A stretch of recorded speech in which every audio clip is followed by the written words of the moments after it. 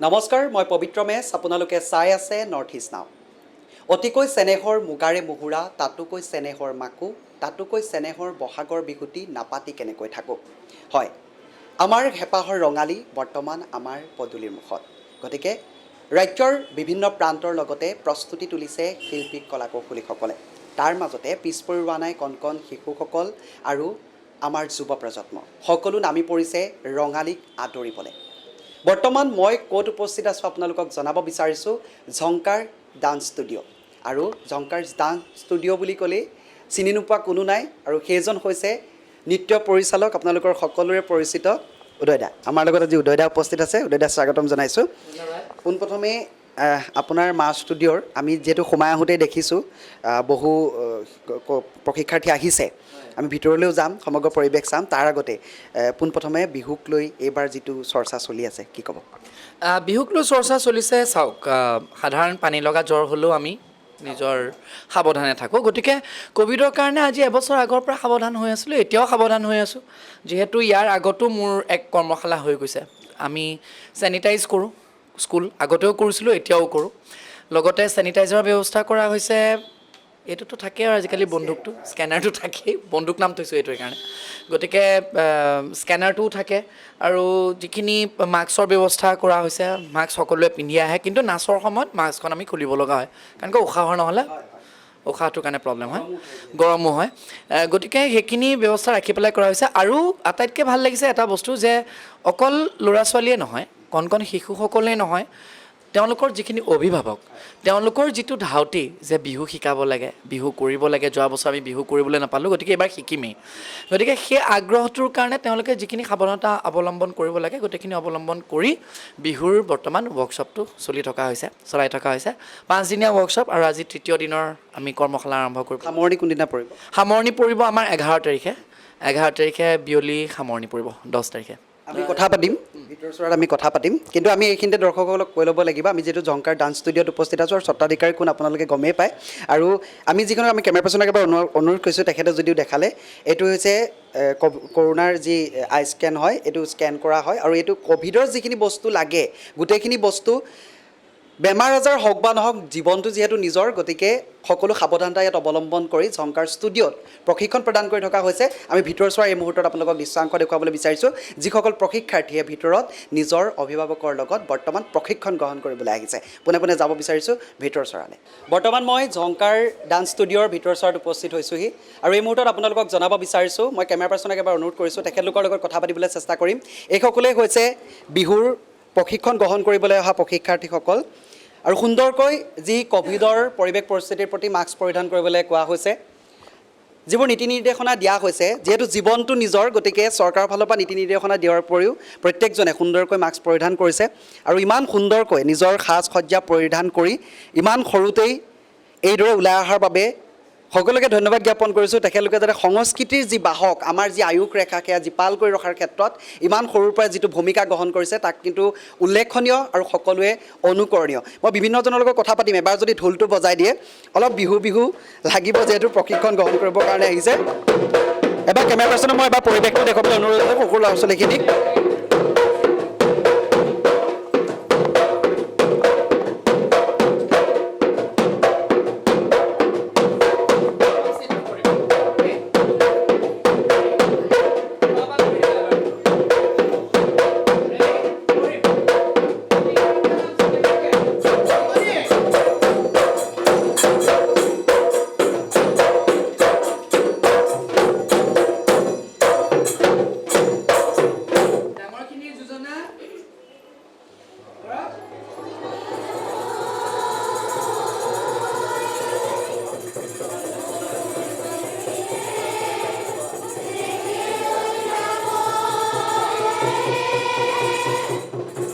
আপোনালোকে দেখিব পাৰিছে কি সুন্দৰকৈ তেখেতলোকে বৰ্তমান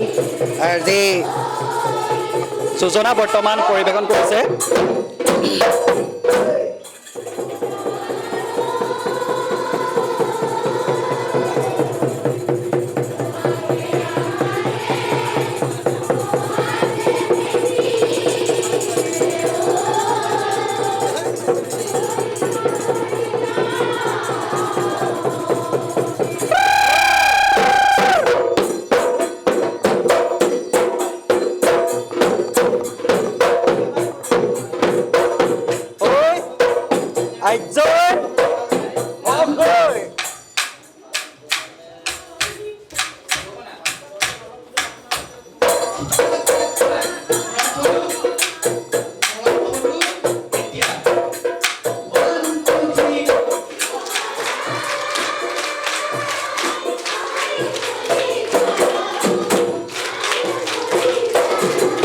এইদৰে খুব সুন্দৰকৈ নৃত্য প্ৰদৰ্শন কৰা দেখিবলৈ পোৱা গৈছে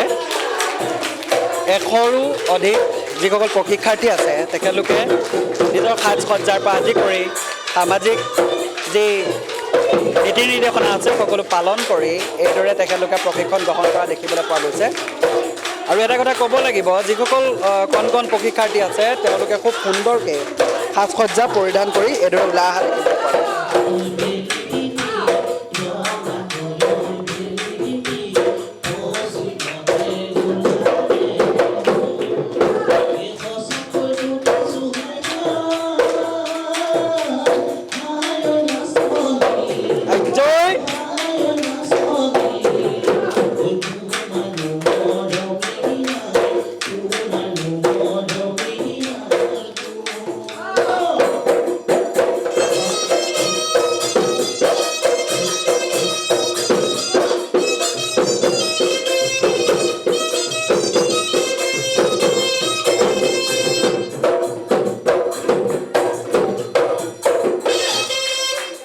এইদৰে আপোনালোকক অকণমান প্ৰথমে দেখুৱাই ল'বলৈ চেষ্টা কৰিলোঁ এইসকল প্ৰশিক্ষাৰ্থীয়ে ইয়াতে বৰ্তমান প্ৰশিক্ষণ গ্ৰহণ কৰি আছে এক সুন্দৰ পৰিৱেশ যিহেতু বিহু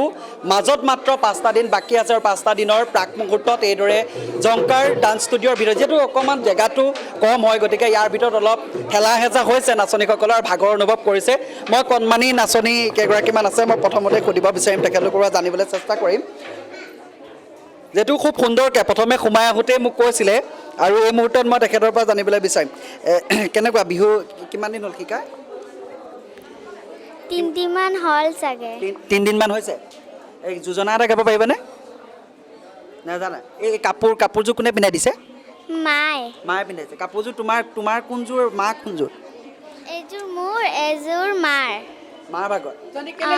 দুজনা শিকাইছে ন যোজনা এটা গাই দে যোজনা এটা গাব পাৰিবানে অতিকৈ চেনেহৰ মুগাৰে মুগা গাই দে ভাল লাগিছে সবে একেলগে গাবি গা গোটেই 1 2 সবে কোনে গাবা হা গাবা ভেৰি গুড একেলগে গাব দেই সবে 1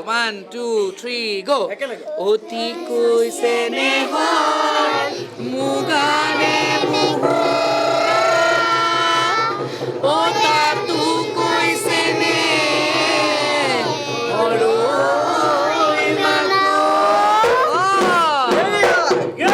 তাতু কৈ চেনেহৰ বহাগৰ বিহু মনে নাচি কেনে গৈ থাকোঁ ভেৰি গুড খুব সুন্দৰ যিহেতু অলপ ভয় কৰিছে আৰু এই মুহূৰ্তত ক'ব লাগিব ইমান সুন্দৰকৈ প্ৰশিক্ষাৰ্থীসকলে গ্ৰহণ কৰিছে যিহেতু কণ প্ৰশিক্ষাৰ্থীসকলৰ লগতে ইয়াতো ডাঙৰ যিসকল প্ৰশিক্ষাৰ্থী আছে অলপ জানিবলৈ চেষ্টা কৰিম যিহেতু বিহু বুলি ক'লে সকলোৱে যিহেতু লাগি আছে বৰ্তমান এই মুহূৰ্তত কি ক'ব বৰ্তমান প্ৰশিক্ষণ গ্ৰহণ কৰি কেন্দ্ৰত কেনেকুৱা লাগিছে উদয়দাৰ ওচৰত প্ৰশিক্ষণ গ্ৰহণ বহুত ভাল লাগিছে কৰি ঘৰ ক'ত আছিলে ঘৰ বনগাঁও বেলতেলা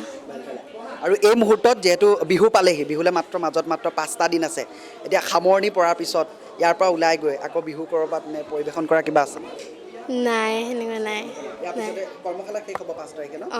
এইটোৱে আপোনাৰ পৰা জানিব বিচাৰিম বৰ্তমান যিহেতু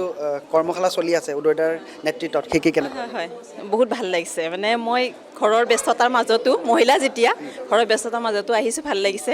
অসমীয়া আয়ুস ৰেখা বহা ৰঙালী বিহু গতিকে ৰঙালী বিহু বয়স কোনো আমাৰ বয়সৰ ডিফাৰেঞ্চি নাই হয় সেইটো কাৰণে আহিছোঁ ওলাই তাকে বহুত ভাল পাওঁ বিহু বুলি পেলাই যোৱা বস্তু সেনেকৈ কৰোণাৰ মাজে গুচি গ'ল এবাৰ যথেষ্ট ভাল লাগিছে হ'ব বুলি পেলাই আৰু বিহু লকডাউনৰ চৰ্চা চলিছে নাচিম যোৱা বছৰৰ পৰা মানে কি আৰু যোৱা বছৰ নহ'লে খুব বেয়া লাগিছে দুখ লাগিছে কিন্তু মানে একদম বহুত ভাল লাগিছে এইবাৰ আহি পেলাই কেমেৰাটো অকণমান যদি জুম কৰি দেখুৱাই ভাল লাগিব এনেও জুমেই হৈ আছে বাৰু তথাপিও এতিয়া বিহুলৈ মাজত মাত্ৰ কেইটামান দিন কিন্তু এই মুহূৰ্তত উদয়দাৰ লগত এইভাগে কেনেকুৱা লাগিছে বিৰাট ভাল লাগিছে অকলে আগতে কৰিছিলোঁ এতিয়া উদয়ৰ মানে পাইছোঁ ফোনত পাই পেলাই এই জাষ্ট আহি পাইছোঁতো একো নাই এতিয়া আপোনাৰ এনেকৈ আছে ইমান ধুনীয়াকৈ সাজি কাচি আহিছে বিহু নাচিম লকডাউন যদি দি দিয়ে কি হ'ব নাচিম আৰু তথাপিও নাচিম ঘৰতে নাচিম তথাপিও নাচিম ঘৰৰ ভিতৰতে নাচিমেই এইবাৰ বিহু পাতিমেই আমি আৰু কেইগৰাকীৰ লগত কথা পাতিছোঁ দেখুৱাইছোঁ আৰু ইয়াতে যিহেতু কেইবাগৰাকীও আছে খুব মৰম লগা এগৰাকী নাচনী আছে তোমাৰ পৰা জানিব বিচাৰোঁ নামটো কি প্ৰথমে কৰিলে স্বাস্তিকা ভূঞা মাস্কখন অলপ খুলি দিয়া বিহু শিকি কেনেকুৱা লাগিছে মোৰ বহুত ভাল লাগিছে ভাল লাগিছে ন আৰু কিমান দিনত তুমি বিহু শিকা মই এই ৱৰ্কশ্বপতে শিকি আছোঁ মোৰ শিকিবলৈ মানে ইচ্ছা আছে আৰু সেইকাৰণে লগত কোন আহিছে তোমাৰ মোৰ লগত মা আহিছে কিন্তু এতিয়া নাই যোজনা এটা গাব পাৰিবা যোজনাটো এতিয়া যদি ভুল হৈ যায় ইয়াত ভাল যোজনা এটা কোনে গাব পাৰিব যোজনা এটা এনেই লগ খাই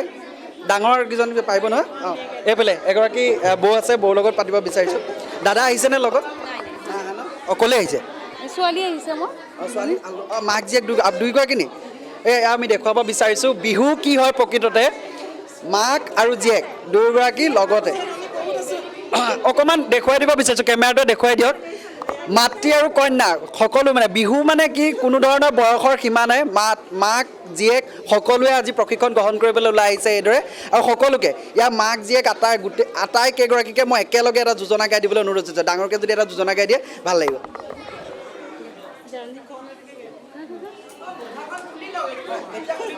এই যোজনা নহ'লে ব্লক মাৰি দিওঁ হাউলি তুলিবা মোৰ জান কলিজা নাডনো পানী টুপি জোকাৰি ঐ তুলিবালাই মোৰ জান কলিজা